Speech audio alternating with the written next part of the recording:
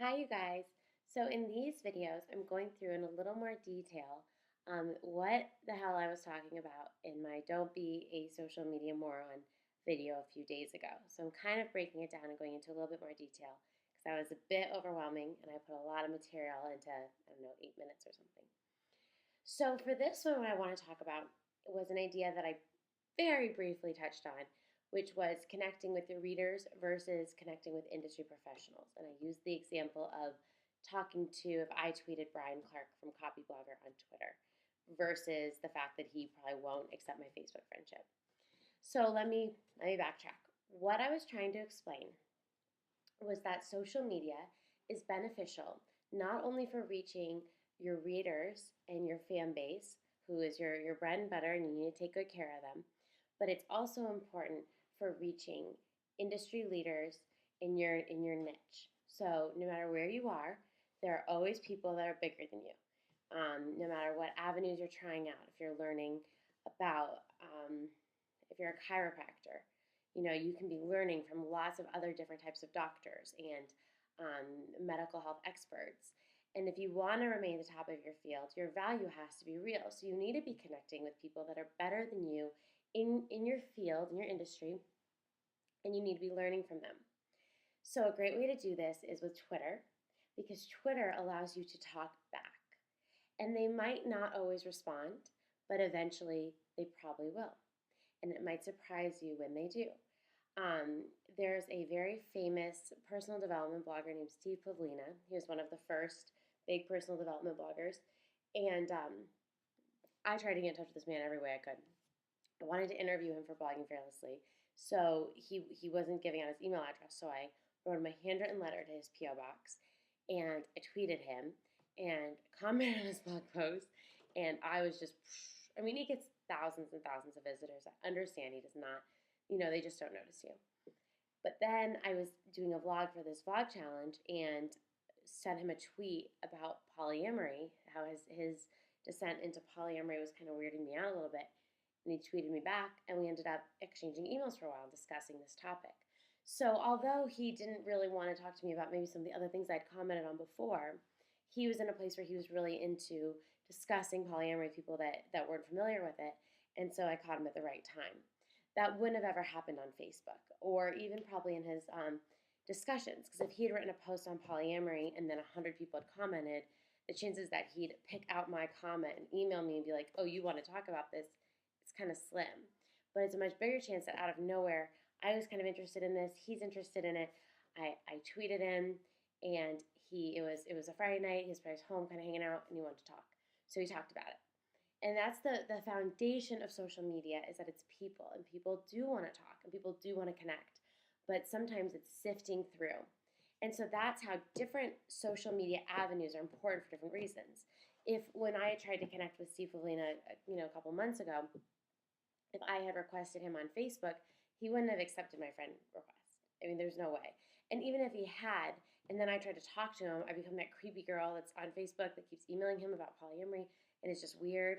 Um, that's not. It's still normal human dynamics. No one wants to talk to the stalker. But when I'm tweeting, and since it's about him, I mention him, respond or not, I'm fine. And then I caught him at the right moment, and he does want to talk. Now it's a really easy avenue for him to reach me. So that's why I like Twitter. With Twitter, for me, it's not as much about having tons of followers. I love the followers I have, and I love following people. But it's much more about that ability to, if I really take an interest in someone and their work, it's an avenue that I can tweet at them and tell them things. As long as you're not tweeting at Kim Kardashian, there's a really good chance that they'll see it. And even if they don't respond, they're taking it in, and they're beginning to see you as a face in the field. So whatever field you're in, you want to eventually become at least semi-recognizable. They say that people have to see your brand 5 times and in 5 different lights to remember who you are. So tweeting someone and then sending them a link, and then maybe a post goes viral and ends up on their desk or ends up in their inbox, they'll start to pay attention to you. And it's not going to happen overnight, but it will happen with time. So that was kind of what I was talking about with using Twitter to network with industry professionals. Then you can use like Facebook to connect with your fans. So I think fan pages are awesome. They're a great way for me to reach everyone at once. I have a Miss Morphosis fan page and a Blogging Fearlessly fan page.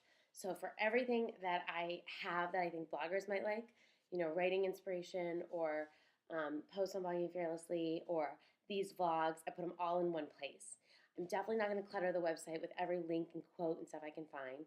And there's no other way. It's sort of, I treat it as my blogging bulletin board.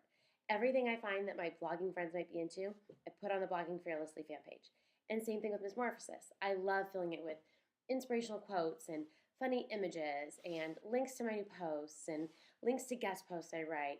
So it's sort of it's a Miss Morphosis bulletin board for that part of my fan base. So I really recommend having a fan page and using it to connect with your audience. I don't really use Facebook to connect with industry professionals. Now I know Laura Roeder, who's a really amazing social networking expert, she recommends going to other businesses' fan pages and kind of saying hi, I'm here, and then expecting them to go back and like you. And to me, that's not effective, and I feel like it's really spammy. I delete those things off my pages. When I was in marketing in the corporate world, I deleted them off those pages. So I don't see it as effective or professional. That's just my opinion. I prefer to use Facebook for my followers, Twitter when I want to reach out to other people in the industry, and Pinterest I just do for fun. And I'll throw Miss Morphosis stuff on there. Usually the imagery stuff that I put on the fan page, I'll throw on Pinterest just to reach another audience. But it's not something that I utilize too heavily because my medium is writing, and it's really hard to make that translate on Pinterest. But if I was a chef and had great recipes, oh my God, I would live on Pinterest. If I was a wedding planner, I would live on Pinterest. So it's totally about knowing your audience and knowing who you're trying to connect with when. If you're not networking regularly with both industry professionals and your fan base, you're making a huge mistake. You have to continue growing. You have to continue meeting influencers in your field if you have any hope of working up. But if you're not nurturing your audience, you're nothing. That's your bread and butter. So I hope this was a little bit helpful and clarified some of the confusion from last time.